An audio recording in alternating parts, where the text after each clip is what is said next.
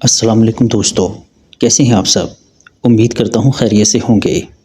اللہ تعالیٰ آپ کو ہمیشہ ہنستا مسکراتا رکھے، آپ کی ہر جائز دعا قبول فرمائے۔ اللہ آپ کو تمام دکھ تکالیف اور پریشانیوں سے محفوظ رکھے اور کبھی بھی کسی کا محتاج نہ کرے۔ Welcome to my channel Naseer center voice. تمام ویڈیو اپڈیٹس کے لیے نصیر سینٹر وائس کو سبسکرائب کر کے بیل نوٹیفیکیشن کو آن کر دیں، اور اگر آپ کو میری یہ ویڈیو پسند آئے تو ساتھ میں موجود لائک کے بٹن کو بھی پریس کر دیں۔ بہت شکریہ دوستو، بڑھتے ہیں آج کی سٹوری کی طرف۔ رات کی تاریکی میں ٹرک کا سفر صرف فاصلے ہی نہیں ناپتا، بلکہ زندگی کے ان پہلوؤں کو بھی اجاگر کرتا ہے جو دن کی روشنی میں چھپے رہتے ہیں۔ یہ کہانی شیخو پورہ سے عبد الرحمن نے ہم سے شیئر کی ہے۔ آئیے سنتے ہیں عبد الرحمن کی سٹوری انہی کی زبانی۔ یہ آج سے تقریباً 20 سال پہلے کی بات ہے۔ مجھے ٹرک ڈرائیونگ کی لائن میں آئے تھوڑا ہی وقت ہوا تھا۔ میرے باپ دادا بھی یہی کام کرتے آئے تھے۔ ہم ٹرک ڈرائیوروں کی زندگی بڑی عجیب ہوتی ہے۔ اپنے گھر بار سے دور ہر طرح کے اچھے برے راستوں سے ہم گزرتے ہیں، اچھی بری چیزیں دیکھتے ہیں اور بھگتتے بھی ہیں۔ ہم میں سے کئی لوگ ذہنی تناؤ کا بھی شکار ہو جاتے ہیں۔ رات کو جاگ کر گاڑی چلانا آسان کام نہیں ہوتا۔ تمباکو چائے کا استعمال کرنا پڑتا ہے، اور خاص کر تیز میوزک جو نیند کو بھگا دے۔ ہمیں رک رک کر سفر کرنا ہوتا ہے۔ بعض اوقات تو پٹھے بھی اکڑ جاتے ہیں۔ ٹرک کو سائیڈ پر لگا کر تھوڑی دیر چہل قدمی کرنی پڑتی ہے۔ ابا نے اپنی جمع پونجی سے مجھے ٹرک خرید کر دیا تھا۔ ابا نے کوشش تو بہت کی کہ میں نماز باقاعدگی سے پڑھوں۔ اس لائن میں میرے ابا اور چند ہی لوگ ایسے تھے جو نماز کا اہتمام کرتے تھے۔ مجھے بھی سمجھاتے تھے کہ میں پاکی اور صفائی کا خاص خیال رکھوں، اس طرح میرے کام میں بھی آسانی ہوگی۔ میں نماز کا پابند تو نہ تھا، اکثر چھوڑ دیتا تھا۔ اس وقت مجھے چند ماہ ہی ہوئے تھے، نیا جوش تھا اور میں اچھے پیسے کما لیتا تھا۔ ہم لوگ راستے میں ڈھابوں پر رکتے ہوئے چائے پیتے جاتے، اپنے بھائی بندوں سے بھی سلام دعا ہو جاتی، کسی کو نام سے جانتے اور کسی کو چہرے سے پہچانتے۔ اس دن بھی ایسا ہی تھا۔ وہ جمعرات کی رات تھی۔ میں اور میرا ساتھی بشیر ٹرک لوڈ کروا کر سفر پر روانہ ہوئے۔ رات کے کھانے کے بعد ہمارے سفر کا آغاز ہوا۔ 2 بجے کا وقت ہوگا۔ ٹرک بشیر چلا رہا تھا۔ ہم ایک ڈھابے پر چائے پینے اور سستانے کے لیے رک گئے۔ اس وقت وہاں 3-4 ٹرک اور بھی تھے۔ میں نے وہیں چاچا افضل کو بھی چائے پیتے دیکھا۔ جان پہچان کے بندے تھے۔ اس نے دور سے ہی سلام کا اشارہ کیا۔ ہم نے چائے شروع کی اور چاچا افضل چائے ختم کر کے ہاتھ ہلاتا ہوا نکل گیا۔ میں اور بشیر چائے پینے کے بعد تھوڑی دیر چہل قدمی کرتے رہے تاکہ سفر کے لیے تھوڑا تازہ دم ہو جائیں۔ 1 گھنٹہ کے بعد ہمارا سفر دوبارہ شروع ہوا۔ اب ٹرک میں چلا رہا تھا۔ سفر کرتے ہوئے ابھی یہ آدھا گھنٹہ ہی گزرا تھا کہ پہاڑی سلسلہ شروع ہو گیا، اور اس وقت تقریباً رات کے 3 بج رہے تھے۔ بشیر تو جا کر سیٹ کے پیچھے بیٹھ گیا اور شاید سو بھی گیا۔ میرا سارا دھیان اپنی ڈرائیونگ پہ تھا۔ جب میں ایک موڑ مڑا تو مجھے دور سے ہی ٹرک کی روشنی میں سڑک کے کنارے پتھر پر بیٹھی ہوئی ایک عورت دکھائی دی۔ چونکہ رات کافی ہو چکی تھی اور ٹریفک نہ ہونے کے برابر تھا، اس اندھیرے اور سنسان علاقے میں اس عورت کا وجود عجیب لگ رہا تھا۔ وہ سر جھکائے بیٹھی تھی، اور زیادہ عجیب مجھے یہ لگا کہ اس نے زرد رنگ کی کوئی پھولدار چادر پہنی ہوئی تھی جو دور سے ہی دکھائی دے رہی تھی۔ میرا ٹرک جب اس کے قریب سے گزر کر آگے نکلا تو میں نے نہ جانے کس خیال کے تحت سائیڈ میرر سے اس عورت کو دیکھا۔ ابا نے مجھے یہ بات سمجھائی ہوئی تھی کہ رات کے وقت کوئی بھی چیز تمہیں ایسی لگے جسے دیکھ کر تم چونک جاؤ تو اس کی ٹوہ میں مت پڑنا، ہمیشہ اپنے راستے جانا۔ لیکن بس ابا کی بات میرے دماغ سے نکل گئی۔ وہ سر اٹھا کر میرے ٹرک کی طرف ہی دیکھ رہی تھی۔ میرے شیشے میں دیکھتے ہی اس کی آنکھوں سے چمک سی نکلی، جس سے میری آنکھوں پر جیسے کوئی زور پڑا۔ میری گرفت اسٹیئرنگ پر ڈھیلی پڑ گئی، نظر سامنے سے ہٹ گئی اور میں دیکھ نہ سکا کہ آگے ایک ٹرک کھڑا تھا جس کی لائٹس جل رہی تھی۔ میرا ٹرک اس سے جا ٹکرایا اور زوردار آواز پیدا ہوئی۔ میں اچھل کر آگے آ گیا اور بشیر بھی اس زوردار جھٹکے سے بری طرح ہل کر رہ گیا۔ وہ بھی ہڑبڑا کر اٹھ بیٹھا۔ وہ تو شکر ہے کہ میری رفتار بہت کم تھی، ورنہ نہ جانے کیا ہوتا۔ کیا ہوا رحمان، سو گئے تھے کیا؟ وہ جلدی سے بولتا ہوا آگے آیا۔ میری آنکھوں میں بڑا درد ہو رہا تھا۔ میں دونوں ہاتھ اپنی آنکھوں پر رکھے بیٹھا تھا۔ بشیر نے جب سامنے کی صورتحال دیکھی تو وہ گھبرا گیا۔ ہمارا ٹرک سامنے کھڑے ہوئے ٹرک سے ٹکرایا تھا۔ اس نے پہلے تو مجھے پانی پلایا۔ ہم دونوں ٹرک سے نیچے اتر آئے۔ میں نے آنکھوں پر پانی ڈالا تو کچھ ٹھنڈک کا احساس ہوا، کچھ حواس بحال ہوئے تو ہم بھاگ کر آگے والے ٹرک کی طرف گئے۔ دیکھا تو ڈرائیور اسٹیئرنگ پر سر ڈالے بے ہوش پڑا تھا۔ میں نے جو اس کو اوپر اٹھایا تو وہ چاچا افضل تھا جو ہم سے پہلے وہاں سے نکلا تھا۔ ہم اس کو اتار کر بمشکل نیچے لائے، روڈ کی سائڈ پر لٹا دیا، پانی کی چھینٹیں ڈالے۔ ہماری کچھ سمجھ میں نہیں آ رہا تھا کہ اگر اس کو ہوش نہیں آیا تو کیا کریں گے۔ ایک دو گاڑیاں گزریں لیکن وہ رکی نہیں۔ رحمان، اب کیا کریں؟ یہاں تو دور دور تک کوئی آبادی بھی نہیں ہے، بشیر پریشانی سے بولا۔ میں نے ادھر ادھر نظر دوڑائی۔ وہ جگہ جہاں مجھے وہ لڑکی دکھائی دی تھی، میری نظر وہیں ٹھہر گئی۔ مجھے وہاں کوئی جانور نما چیز دکھائی دی جس کی آنکھیں چمک رہی تھی، اور مجھے اس سے کچھ اور فاصلے پر بھی چمکتی ہوئی آنکھیں دکھائی دیں۔ میری نظروں کے تعاقب میں بشیر نے بھی وہی دیکھا جو میں نے دیکھا، اور پھر ہم دونوں نے ایک دوسرے کو یہاں کوئی جنگلی جانور بھی ہو سکتا ہے، اور اگر وہ ہم پر حملہ کر دیتا ہے تو کچھ بعید نہیں کہ وہ ہمیں چیر پھاڑ دیتا۔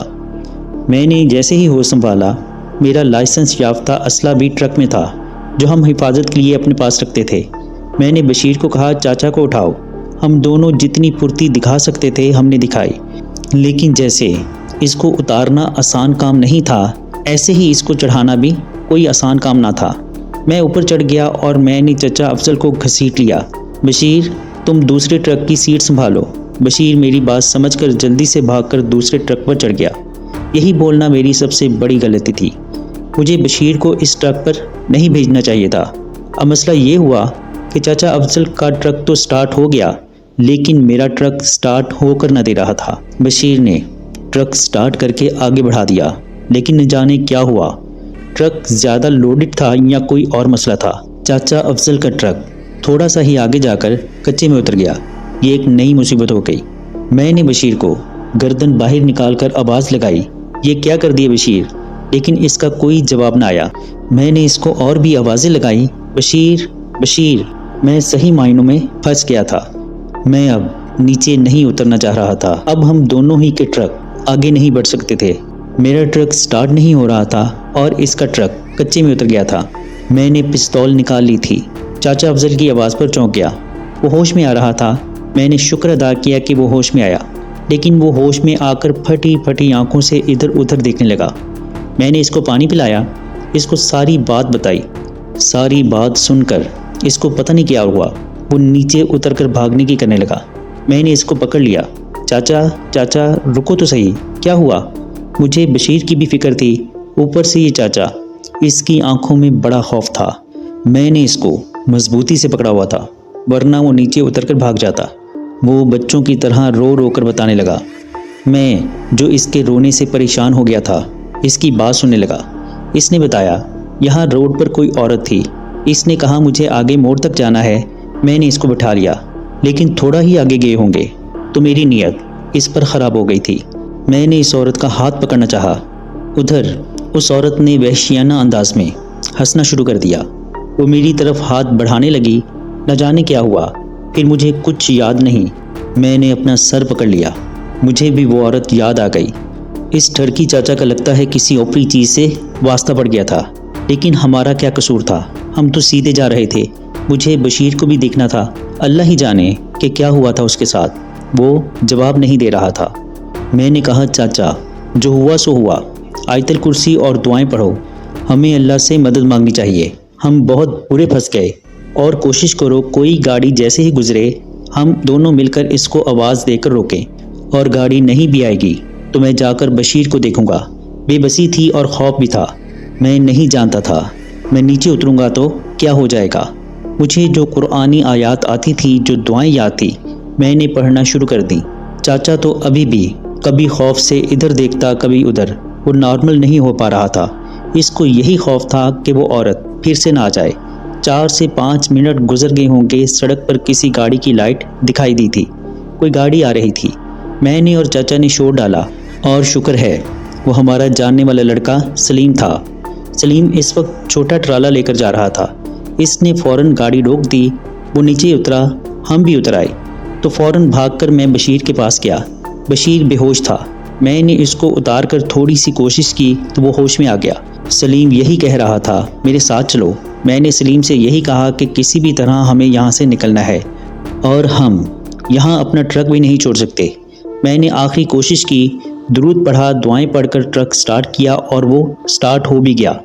ہم تینوں اپنی ٹرک پر اور سلیم اپنی گاڑی میں۔ ہم نے اپنا سفر پھر سے شروع کیا۔ چاچا افضل کو تو ہم نے جو قریبی پڑاؤ دیکھا وہاں پر اتار دیا تاکہ وہ مدد لے کر واپس جائے اور اپنا ٹرک لے کر آئے۔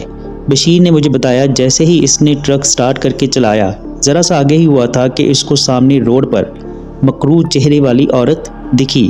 وہ توازن نہیں رکھ پایا اور گاڑی کا اسٹیئرنگ اس کو یوں لگا جیسے کسی نے موڑ دیا اور گاڑی کچے میں اتر گئی۔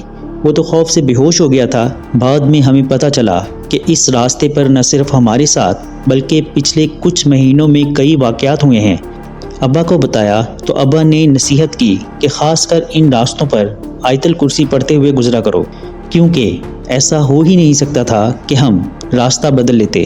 ہمارا کام تھا، ہمیں وہاں سے کبھی نہ کبھی گزرنا ہی پڑتا اور پھر ہم نے یہی کیا۔ اس کے بعد پھر ایسا کوئی واقعہ نہ ہوا۔ ہاں، چاچا افضل کے ساتھ بڑی بری ہوئی۔ اس کو اکثر خواب میں وہ عورت دکھائی دیتی ہے۔ کبھی وہ چاچا کا گلا دبا رہی ہوتی تو کبھی اس کا گلا کاٹنے کے لیے آتی۔ چاچا تو بستر سے لگ گیا۔ میں ایک بار اس کے گھر اس کو دیکھنے بھی گیا۔ سال 6 مہینے لگ گئے اس کو اس سب سے نکلنے میں۔ یہ میری آنکھوں دیکھا واقعہ ہے۔ عبد الرحمن نے مجھے ایک اور واقعہ بھی بتایا جو اس واقعہ کے 2 سال کے بعد اس کے ساتھ پیش آیا، جو انہی کی زبانی سنتے ہیں۔ بشیر اپنا ذاتی ٹرک چلا رہا تھا۔ انہی دنوں مجھے ساتھ ایک بندہ چاہیے تھا، لیکن فی الوقت کوئی دستیاب نہ تھا۔ اس دن مجھے دوسرے شہر مال لے کر نکلنا تھا۔ مجھے تو اکیلے جانے میں کوئی مسئلہ نہ تھا، لیکن ابا منع کر رہے تھے۔ ان کی صحت اب اجازت نہیں دیتی تھی، ورنہ وہ خود چل پڑتے۔ وقت سر پر آیا تو مجھے سفر کے لیے نکلنا ہی پڑا، لیکن ابا نے اپنی تسلی کے لیے مجھے کچھ رقم دے دی کہ یہ راستے میں صدقہ ضرور دیتے جانا۔ ویسے بھی اب میں ان کی بات ماننے لگا تھا، نماز پابندی سے ادا کرتا۔ والدہ سے اجازت لے کر رات 8 بجے سفر شروع کیا اور 11 بجے میں ڈھابے پر رکا۔ وہاں میں نے کھانا کھایا، چائے پی رہا تھا، کچھ جاننے والے مل گئے۔ وہیں ایک بات کا ذکر نکلا کہ پچھلے ہفتے ایک میاں بیوی کی ٹکر ٹرک سے ہوئی تھی، جس میں بیوی تو موقع پر ہی مر گئی تھی اور میاں بچ گیا تھا۔ واقعہ افسوسناک تھا۔ جو ہی باتیں ہوتی رہیں، اب جب سفر شروع کیا تو کچھ ہی دیر گزری ہو گئی۔ میں بہت محتاط ڈرائیونگ کر رہا تھا کہ نہ جانے کیسے سامنے کوئی آدمی بھاگتا ہوا روڈ کے بیچوں بیچ آ گیا اور وہ دونوں ہاتھ ہلانے لگا۔ میں نے ایمرجنسی بریک لگایا، لیکن جب دیکھا تو وہ روڈ خالی تھا۔ مجھے وہم نہیں ہوا تھا۔ میں نے باقاعدہ بلیک جیکٹ پہنے ایک آدمی کو دیکھا تھا۔ میں نے الجھے ہوئے دماغ کے ساتھ ٹرک کو دوبارہ سٹارٹ کیا۔ تھوڑا آگے جا کر مجھے روڈ کے کنارے کچھ روشنی دکھائی دی۔ میں نے غور کیا تو مجھے سمجھ آ گیا۔ ٹرک کو سائڈ پر لگا کر تیزی سے اتر کر اس طرف بھاگا۔ وہاں کوئی گڑھا تھا اور اس میں گاڑی الٹی پڑی ہوئی تھی۔ اس کی لائٹس کی روشنی تھی۔ جب مجھے دکھائی دی تو میں بالکل صحیح سمجھا تھا، بلکہ ایسا ہی تھا۔ قریب پہنچنے پر مجھے لوگوں کی آہو بکا سنائی دی۔ میں اکیلا تو کچھ بھی نہیں کر سکتا تھا اور نہ کسی کو نکال سکتا تھا۔ چونکہ میرے علاوہ کوئی تھا بھی نہیں تو میں نے ہمت کر کے نیچے اترا۔ بڑی مشکل سے میں نے ایک آدمی کو نکال ہی لیا۔ میرے کھڑے ٹرک کی لائٹس کو جلتا دیکھ کر کچھ اور لوگ بھی گاڑی روک کر آ گئے۔ لوگوں کی مدد سے ہم نے باقی لوگوں کو بھی نکال لیا۔ پیچھے کی سیٹ پر 2 آدمی اور ایک خاتون تھی۔ وہ زخمی تھے۔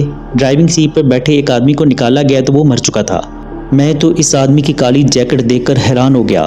میں نے تھوڑی دیر پہلے ہی اس کو ہی روڈ پر دیکھا تھا۔ فرنٹ سیٹ پر ایک 12 سالہ بچہ بھی تھا جو بے ہوش تھا۔ ان لوگوں کو ہسپتال روانہ کیا گیا اور میں اپنے سفر پر چل پڑا۔ یہ میری زندگی کا ناقابل فراموش واقعہ تھا جس کو میں آج تک نہیں بھول پایا۔ جی دوستو، کیسی لگی آپ کو سٹوری؟ کمنٹ باکس میں اپنی رائے کا اظہار ضرور کیجیے گا۔ اگر آپ یا آپ کے کسی جاننے والے کے ساتھ کوئی ایسا خوفناک یا ناقابل فراموش واقعہ پیش آیا ہے اور آپ اسے ہمارے ساتھ شیئر کرنا چاہتے ہیں تو نیچے ڈسکرپشن میں موجود میرے واٹس ایپ نمبر پر ہم سے شیئر کر سکتے ہیں۔ اپنا اور اپنے گھر والوں کا بہت سا خیال رکھیے گا۔ مجھے اور میرے گھر والوں کو اپنی دعاؤں میں یاد رکھیے گا۔ اللہ نے چاہا تو ملتے ہیں کسی اور خوفناک سٹوری میں، تب تک کے لیے اللہ حافظ۔